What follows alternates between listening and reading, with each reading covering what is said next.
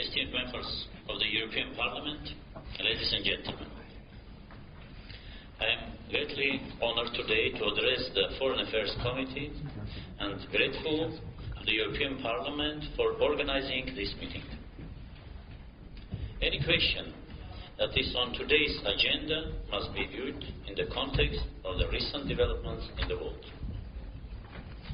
What force is driving the current turbulence, crisis and conflict in the Middle East and North Africa? The answer is simple. People want change. We know from history, however, that not all changes yield the desired goal.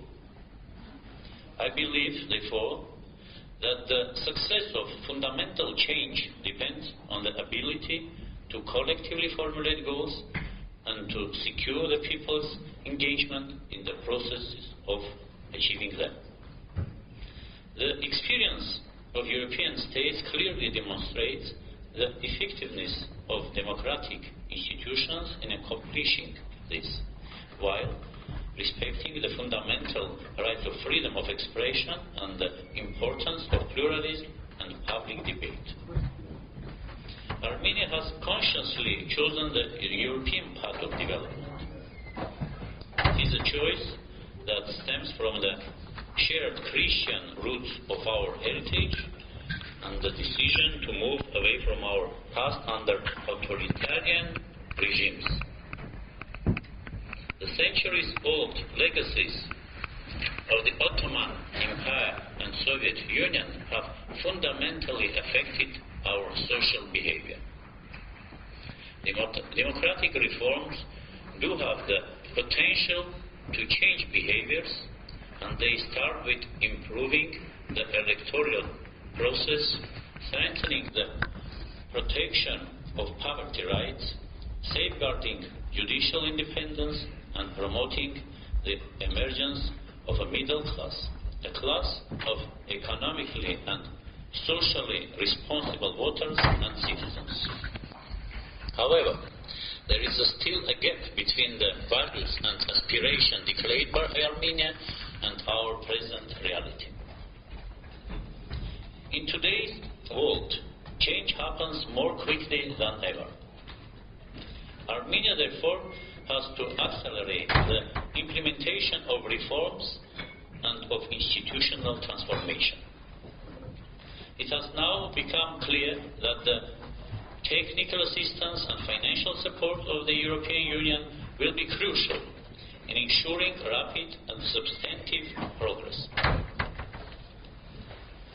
In this context, the Eastern Partnership offered by the EU is a vital tool that can boost the transformation process.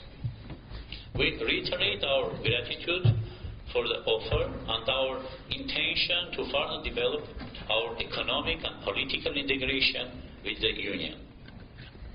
We are currently negotiating an association agreement with the EU and are working to launch talks about a deep and comprehensive free trade agreement. Thanks to the EU's assistance, we have already implemented a number of important projects. In particular, we succeeded in establishing a strong and independent ombudsman and a diplomatic school. We introduced e-governance to all structures of the Armenian government and an electronic tax return system, an important tool for improving the business environment and reducing corruption risks.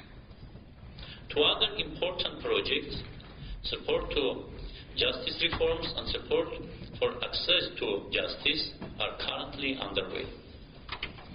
The assistance of the EU and the expertise of its advisory group were especially instrumental in implementing judicial and economic reforms in Armenia. On the downside, our reform potential is seriously undermined by the geopolitical risks that continue to mar the South Caucasus. Firstly, Azerbaijan's belligerent rhetoric, uncontrolled military spending, and explicit desire to resolve the Nagorno-Karabakh issue by means of war further escalate the political tension in the region. Secondly, the continuing blockade of Armenia by Turkey sharply reduces the possibilities of diversifying the Armenian economy. Turkey's ambition in our region negatively influenced the peace talks on the Nagorno-Karabakh conflict, contributing the delay of its settlement. Finally, with no intention at all to question the EU efforts to maintain international peace and stability, I want to draw your attention to the fact that the international sanctions against Iran are challenging our potential for economic growth.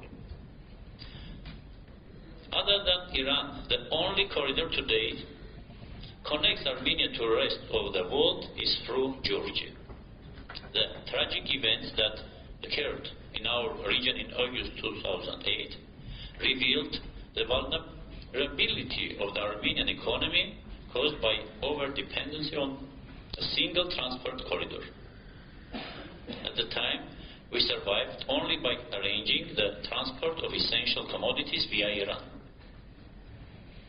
The tightening of sanctions sharply reduces the availability of this corridor, while our joint efforts with the EU to open the Turkish border have failed. The potential of dormant conflicts to re-emerge in the South Caucasus can only be reduced by building a common platform of values. Turkey, Azerbaijan, Georgia and Armenia have all stated that they are on the European path of development. We clearly recognize that effective reforms along this path will contribute to regional security and cooperation. The only viable option for the countries of our region should be based on values such as mutual trust, tolerance and solidarity, all of which are among the cornerstones of modern Europe. The global crisis has brought to light the fundamental problems of our country: insufficient diversification of the economy, an ineffective public administration system, and unequal conditions for competition. In addition, the economic crisis has led to a higher incidence of poverty, an increase in the external public debt, and high inflation. All of these factors have reduced our potential to implement reforms. However, the European Union has provided considerable support in overcoming the aftermath of the global financial crisis. Dear colleagues, I would now like to present our institutional reform agenda in a few short points. Strengthening democratic institutions is at the top of our agenda. The existence of strong democratic institutions, an active civil society, freedom of expression, and fair representation are vital in maintaining political stability. And an independent judiciary can safeguard democratic rights and freedoms and promote entrepreneurship. Education sector reform is the most effective way to increase our intellectual potential and to accelerate change in the social behavior. A modern society cannot be built without modern universities. A level playing field is a must for a functioning market economy. Competition is impossible without tax and customs reforms. Corruption and ineffective public administration are serious barriers to the implementation of reforms. For this reason, we have adopted an anti-corruption program and are in the process of developing legislation on the disclosure of conflicts of interest. A reliable social welfare program should generate adequate health care, a sound pension system, and help reduce poverty and unemployment. We clearly understand that delays in the implementation of reforms undermine confidence in our government. We can only boost confidence by taking effective measures in this respect. I am certain that the EU's support will be essential for Armenia to take bold steps in this direction. It will enable us, among other things, to manage risks and ensure macroeconomic stability. To summarize, dear colleagues, our current situation clearly requires significant changes and bold initiatives. The European Union has an important role in sustaining peace and stability in South Caucasus by means of more active engagement in the region through stimulating and supporting reforms. Armenia needs the financial and intellectual support of the donor community to fill the existing gap between our reform potential and our declared values.